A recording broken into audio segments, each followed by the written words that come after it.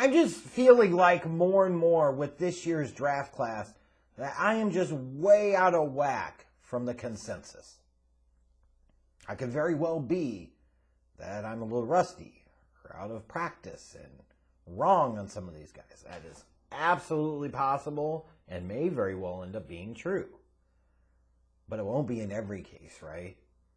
Like some of these gut instincts or these feelings that I have or some of these like players that I'm not as high on, I am ultimately going to be right on. I won't be wrong in every single one of them. Even if you hate my guts, you will have to acknowledge that I'm even going to have like some dumb luck and stumble into a couple of them at minimum where I'll be spot on. I may be wrong with others.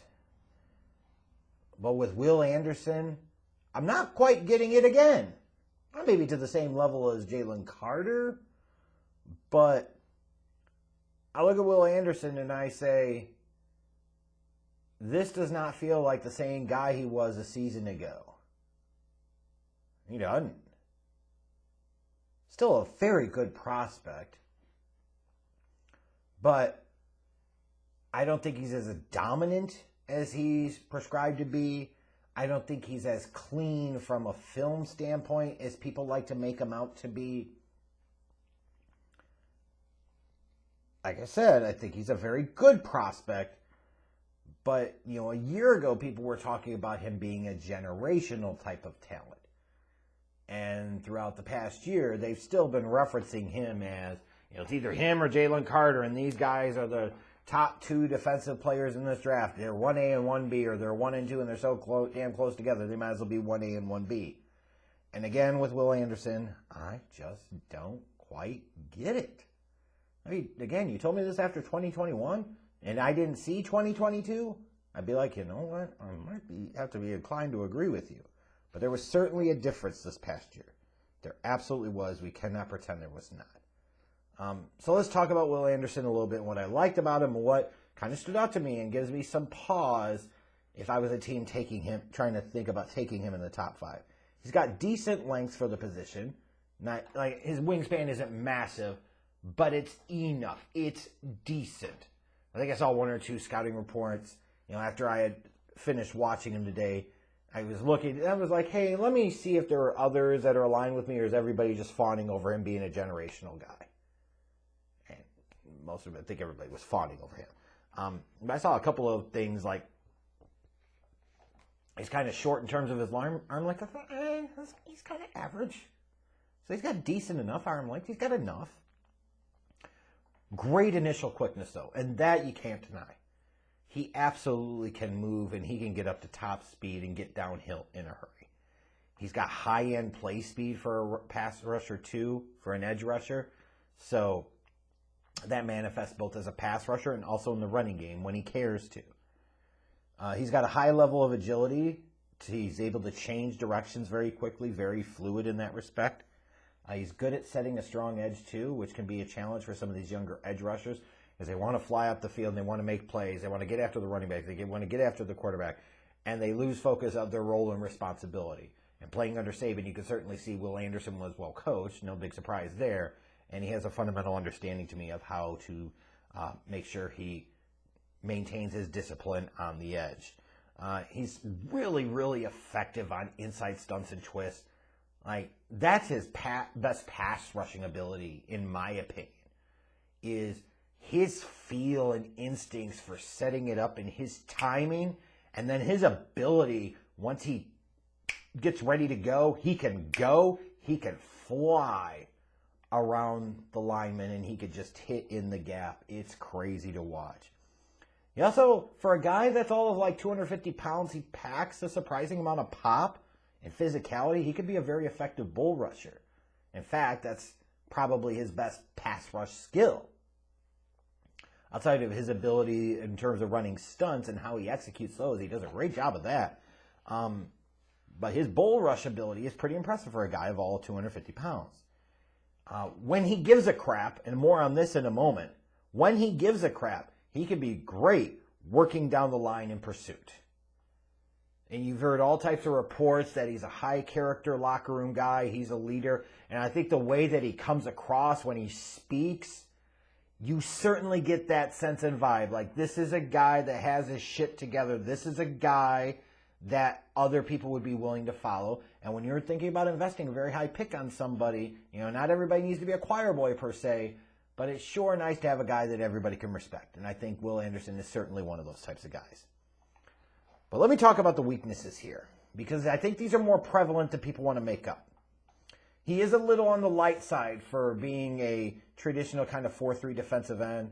Now, if you're a team that's running like an old Tampa 2, Lovey 2, or Cover 2 type of system, it may not matter as much. And I think we're also seeing where the edge position as a whole is starting to gravitate in terms of getting smaller. So being 250 pounds, 6'3", as an edge guy doesn't feel quite as undesirable as it may have like 5 or 10 years ago. But my single biggest problem with him is I should call him bread. Actually, I want to call him Sunbeam. What's Sunbeam? Bread. Why? Because of how much he fucking loafs when he plays. It was there in 2021 occasionally, but I can understand that. But 2022, his effort level was piss poor by comparison. Like, it was really bad. His pass rush motor ran hot and cold. He's got a great initial fire, but if he can't get there right away, he kind of cools off very quickly. And then talking about in pursuit and in the running game, where he's got the quickness and speed to be a real impact player, there's just far too many times that he's just fucking loafing it. You could call him the jogging man. Is damn near every time you see a running play, what's Will Anderson doing if it's not in his immediate vicinity? Jog, jog, jog, jog, jog, jog, jog. Loaf, loaf, loaf, loaf, loaf, loaf, loaf. Fucking Sunbeam, that's what the hell I'm going to call him, with as much as he damn loafed in 2022. That's outrageous for a guy that's that incredibly talented. Why are you coasting like that? Unleash your maximum potential. Instead, he regressed. And that may have been because he was afraid of getting hurt. I understand it, but goddamn. Sometimes you run a bigger risk of getting hurt if you play it safe as opposed to playing all out and hard. Also, this is a guy that likes to do the Lord's Prayer a lot, so clearly loves religion. You're going to say, oh, leave it to you to sit there and knock him for that. No, I don't think you're getting the joke here, the punchline. Not that he's actually doing prayer, but this guy misses a lot of damn tackles to where he puts his arms together and he's doing the Lord's Prayer. And for a guy that's all of 6'3", 250 pounds, he has to win disproportionately in terms of like strength and physicality and bull rushing. There's not a lot of secondary pass rush moves. You would think he's a much more refined pass rusher based off of some of the career sack totals and what you've heard about him than what you actually see. He is not a refined, advanced pass rusher in terms of his overall skill set. He does not win much on finesse. And also for a guy that's 6'3", 250, his bend around the edge is average at best. It is not elite. So I've seen some comparisons, certainly understand, because people are trying to quantify, like Will Anderson being a great prospect in their eyes, like who do you look at? They look at Von Miller. No, now granted back in 2011, I was ass fucking wrong about Von Miller. One of the biggest draft evaluation mistakes I ever fucking made. But one thing I couldn't deny with him was that he had the hip flexibility and the agility and the athleticism. He could bend the goddamn edge. Anderson can't do that nearly to that level. Ain't no way in hell. Like, some of these concerns that I have are not insignificant. And you look back at, let's say, the Tennessee tape. Darnell Wright kind of dominated him. And you talk about Anderson the past couple of years in the SEC, he was playing against, when he played against some of the higher level tackles, he didn't do so well. When he's playing against a bunch of freshmen and sophomores, he did a little bit better. And you go back and watch a number of his sacks, it's literally because of missed assignments or nobody got a hand on him. Right? Like, how impressive is that, really? My NFL comparison for him, I've seen it, be all over the place, and it's somebody like Von Miller, it's somebody like DeMarcus Ware. I look more like Melvin Ingram. Melvin Ingram, coming out of South Carolina, was a smaller guy, right? But he could win with some power. He had some explosiveness, but he wasn't great at that time in terms of bending the edge. That's why I think Anderson is a better version of Melvin Ingram. I just don't quite see the Von Miller stuff. Now, like I said, 12 years ago, back in 2011, I was asked wrong about Von Miller. And I may very well be wrong about Will Anderson in this year's draft class. But I'm sorry, I don't see edge one when I think of Will Anderson. I just don't. I think this is more of an example of people biasing themselves to what they believe based off of 2021 and not really paying close attention to 2022. Because when you do, let me state this. Is the shit that I said, same thing here with Jalen Carter in a previous scouting report. The things I'm saying are largely true. What you have to decipher is your perception of how much that really matters or not. But if you say Will Anderson doesn't loaf, bullshit. That's just flat out false.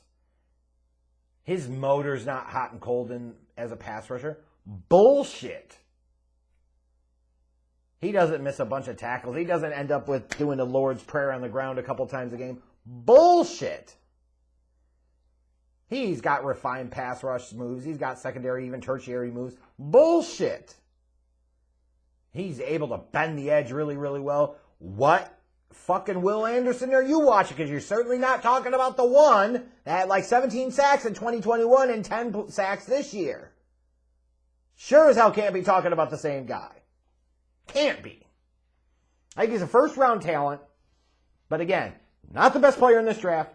Not the best defensive player in this draft. Also, not the best defensive lineman in this draft. And I look at him, and when I saw him being utilized as his best, when he was kind of bouncing around, when you could have him as a stand-up 3-4 looked like edge rusher, that's what I felt like was his best position. He's strong enough and good enough, I think, to be able to play as a hand-in-the-dirt 4-3 end. But, yeah, very good prospect, not top of the draft type of guy to me. So when you see on Thursday, if you end up seeing like Tyree Wilson being taken ahead of Will Anderson, you shouldn't be that surprised it happened.